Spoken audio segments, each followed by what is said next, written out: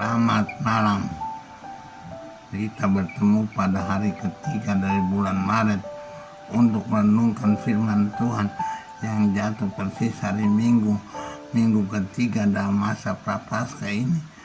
Ini merupakan minggu yang penting sekali, sebab hari ini kita mendapatkan firman Tuhan yang sentral.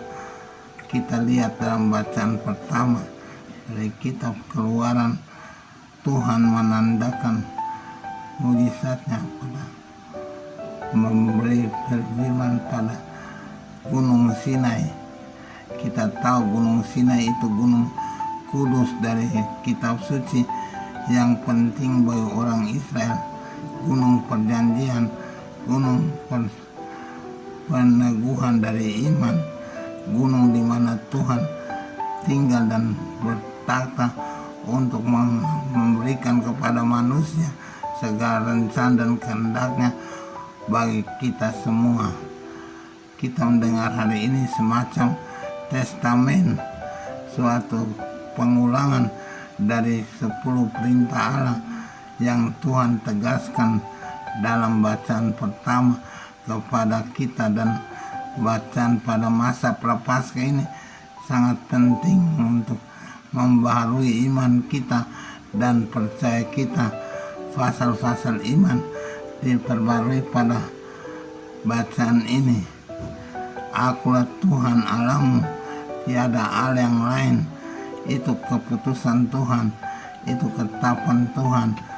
Tuhan mau supaya kita hanya menyembah Dia saja dalam hidup ini, dan segala sesuatu yang lain turun dari situ. Apa yang kita lakukan di dunia ini harus sesuai dengan iman, kepercayaan yang satu itu. Tidak boleh menyimpang dan tidak boleh menduakan Tuhan kita sebagai Tuhan yang menguasai hidup kita. Pada waktu pertama Tuhan mengatakan Dialah yang membuat kita dan memberikan segala sesuatu kepada kita. Itu menunjukkan bahwa kita wajib untuk menyembah Dia dan berpaut kepadanya.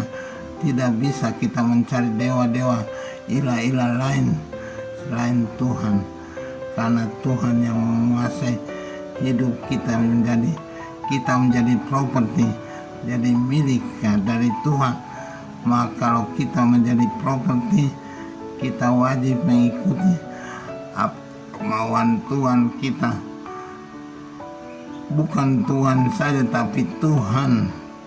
Itu merupakan suatu keterikatan yang mutlak, tidak bisa diputuskan.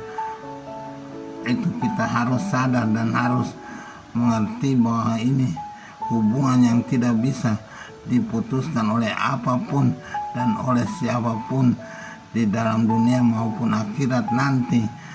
Kita hanya wajib pada Tuhan saja. Kita menyembah Dia sepenuhnya dan mengikuti kehendak-Nya. Itu wajib kita.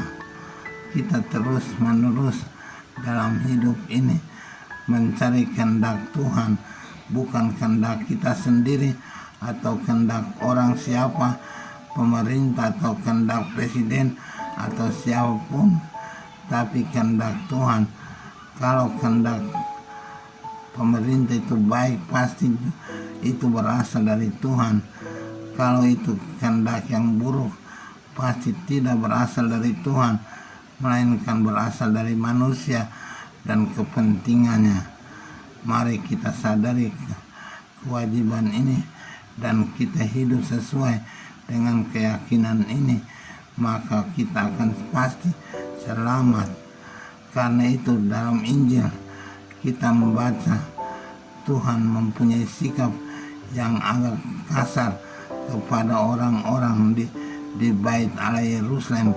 Hari ini Tuhan mengusir semua pedagang-pedagang yang menjadikan rumah Allah sebagai rumah dagang, rumah bisnis, rumah yang hanya mencari keuntungan duniawi.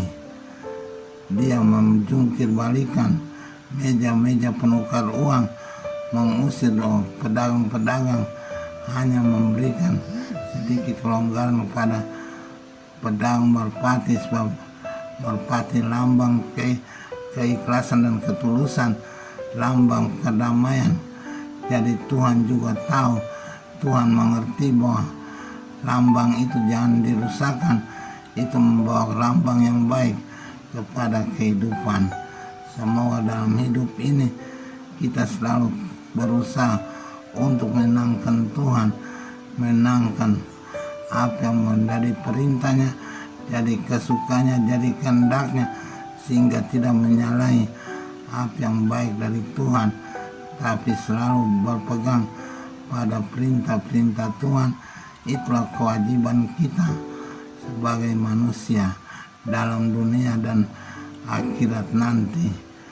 Semoga demikian kesadaran kita, dan ini juga menjadi inti dari pertobatan kita dari masa prapaskah ini untuk kita lakukan.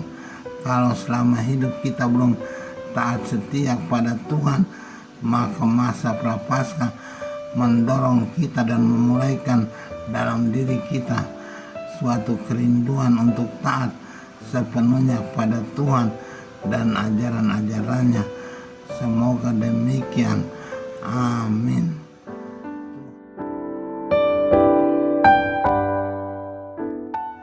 Tuhan Bapa yang baik, pada hari ini kami mendapatkan ketegasan-Mu tentang apa-apa saja yang menyenangkan hati-Mu dan apa yang tidak menyenangkan.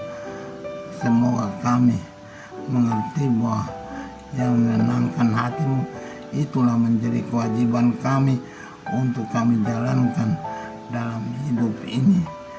Tolonglah kami manusia lemah, tapi kalau Engkau menolong dengan Roh Kudus-Mu, kami pasti mampu melakukan apa yang dapat kami berikan, dan kami jalankan menurut perintah-Mu itu, demi Kristus Tuhan dan Juru Selamat kami sepanjang segala masa.